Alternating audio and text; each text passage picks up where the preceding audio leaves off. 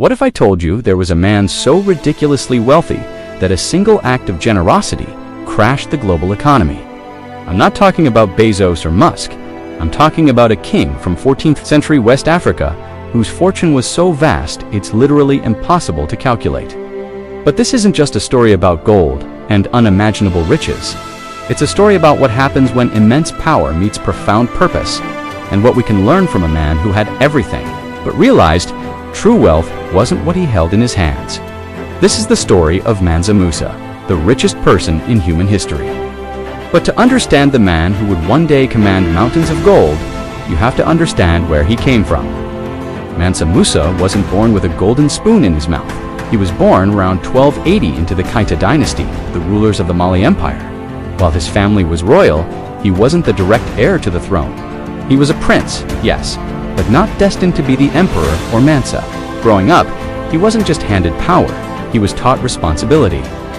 Life in the Mali Empire was deeply rooted in community, faith, and discipline. From a young age, Musa was immersed in Islamic scholarship and the traditions of his people. He learned that leadership wasn't about demanding respect, but earning it through service. He learned patience, waiting for his time, not by scheming for power, but by preparing for it. He watched, he learned, and he cultivated a deep understanding of governance, trade, and diplomacy. These weren't just abstract lessons, they were the building blocks of his character.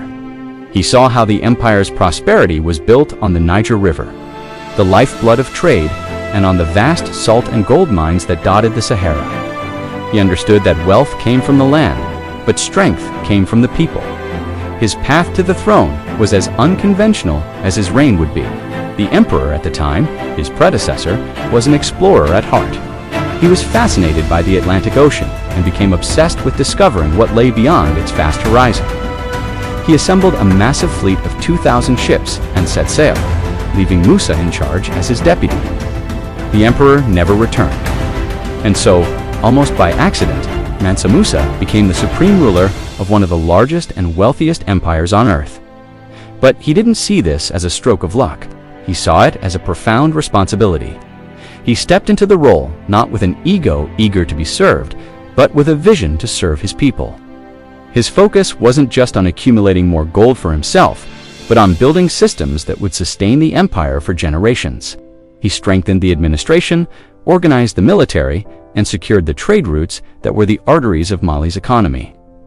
He understood that a leader's job isn't just to enjoy the fruits of a system, but to build, maintain, and expand the system itself. He was an architect of empire, not just a beneficiary of it, and this brings us to the wealth. It's almost impossible for us to comprehend the scale of Mansa Musa's fortune. The Mali Empire was the world's largest producer of gold at a time when gold was in extremely high demand globally. We're talking about reserves that were effectively infinite. But this wealth remained a regional legend until 1324, when Musa decided to undertake the Hajj, the sacred pilgrimage to Mecca. This wasn't just a quiet spiritual journey. This was a statement. He traveled with a caravan that stretched as far as the eye could see. Imagine this. 60,000 men, including 12,000 personal attendants, all dressed in the finest silks, a procession of 80 to 100 camels, each carrying up to 300 pounds of pure gold dust. This wasn't just a display of wealth, it was a mobile city of gold, moving across the Sahara Desert. As he traveled through Cairo, a major economic hub of the time, he gave away gold with unprecedented generosity. He gave it to the poor, to merchants, to scholars, to anyone he met. He was simply being generous according to his faith and his nature. But his generosity had a shocking, unintended consequence. He poured so much gold into the economies of Cairo, Medina, and Mecca that he single-handedly devalued it. The sudden influx of gold caused its price to plummet, triggering mass inflation that wrecked the region's economy for over a decade. Imagine giving so much money away that you actually break the financial system. It's a powerful lesson. Even the best intentions, without wisdom and foresight, can have disastrous results. When Mansa Musa passed through Cairo again on his way home, he saw the economic chaos his generosity had caused. In an attempt to fix it, he tried to borrow back all the gold he had given away, at an exorbitant interest rate, a move unheard of for a king of his stature. This moment reveals so much about his character. He wasn't just a powerful ruler, He was a responsible one. He made a mistake, saw its impact, and did everything in his power to correct it. It's a profound reminder that power isn't just about the ability to act, but the wisdom to understand the consequences of those actions. This experience on his pilgrimage transformed him. He returned to Mali not just as a king, but as a visionary. He had seen the great centers of learning and culture in the Islamic world, and he was determined to bring that intellectual fire back to his own empire. This is where Mansa Musa's true legacy begins. He realized that gold, as valuable as it was temporary. It could be spent, lost, or devalued. But knowledge, culture, and faith, these were eternal. So he began one of the most ambitious building programs in African history. He brought back with him the greatest architects, scholars, and artists from across the Islamic world. In cities like Timbuktu and Gao, he funded the construction of magnificent mosques, like the legendary Jingerbur Mosque, which still stands today. But he didn't just build places of worship, he built centers of learning. He established universities, most famously the University of St. Cor, which became one of the world's most important centers for education. It housed hundreds of thousands of manuscripts and attracted students and professors from all over the world to study law, medicine, astronomy, and more.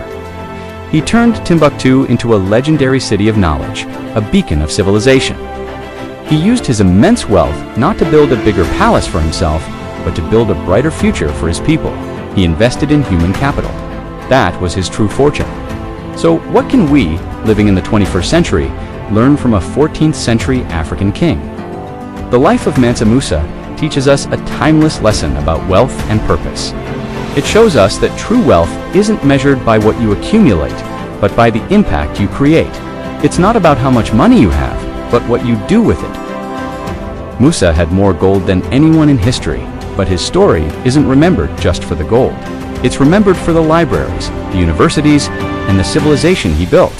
His journey shows us that success isn't about rising above others. It's about lifting others up with you. He used his power to empower his people through education and faith.